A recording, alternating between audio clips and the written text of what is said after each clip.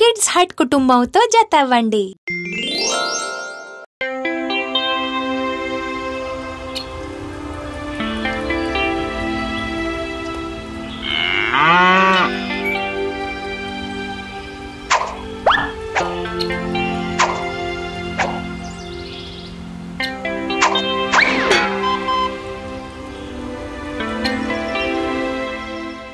ఏం చేస్తున్నావు టోఫు?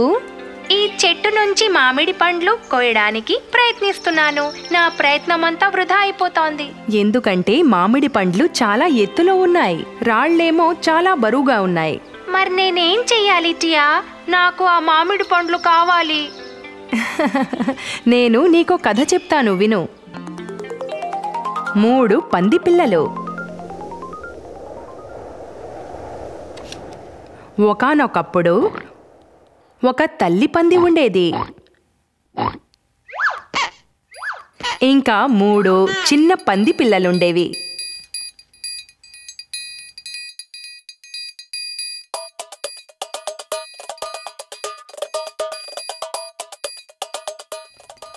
ఒక రోజున తల్లి పంది వాటికి చెప్పింది, మీరు మీ సొంతిల్లు కట్టుకునే అంత పెద్దవాళ్ళయ్యారు.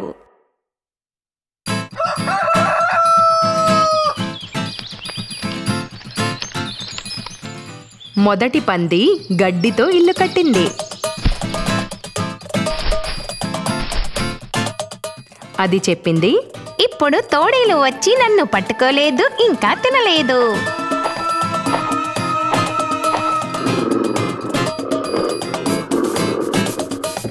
రెండవ పంది తన ఇంటిని పుల్లలతో కట్టుకుంది, మొదటి పంది కంటే దృఢంగా.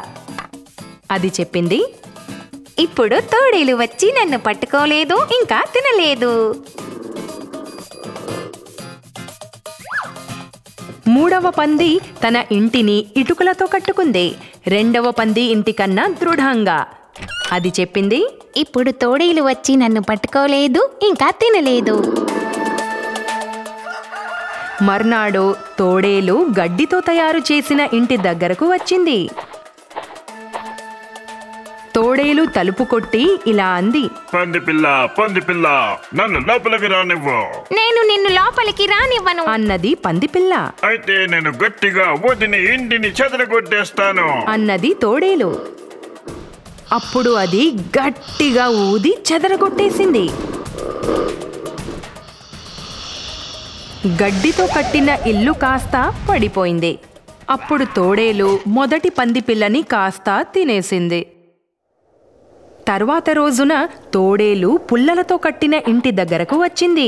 తోడేలు తలుపు కొట్టి ఇలా అంది, పంది పిల్ల, నన్ను లోపలికి రానివ్వు. నేను నిన్ను లోపలికి రానివ్వను అన్నది పంది పిల్ల. అయితే నేను గట్టిగా ఊదిని ఇంటిని చెదరగొట్టేస్తాను అన్నది తోడేలు. అప్పుడు అది గట్టిగా ఊది ఇంటిని చెదరగొట్టేసింది. పుల్లలతో కట్టిన ఇల్లు కాస్త పడిపోయింది. అప్పుడు తోడేలు రెండవ పంది పిల్లని తినేసింది. మర్నాడు తోడేలు ఇటుకలతో కట్టిన ఇంటి దగ్గరకు వచ్చింది.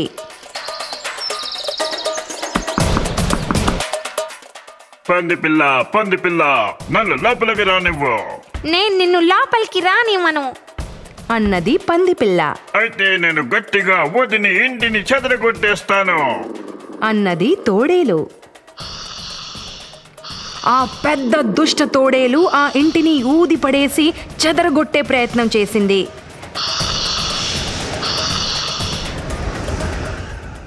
కానీ అది విఫలమైంది.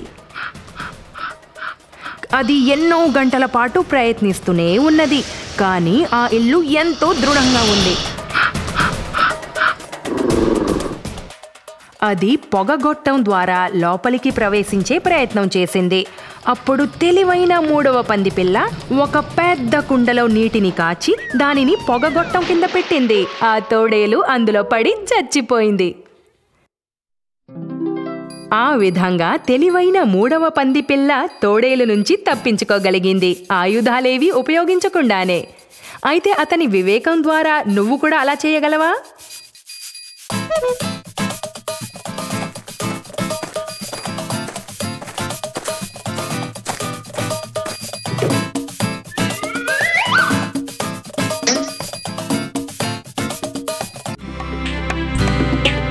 మీకిష్టమైన పిల్లల పద్యాలు, కథలు ఇంకా మరెన్నింటి కోసమో ఇక్కడ సబ్స్క్రైబ్ చేయండి.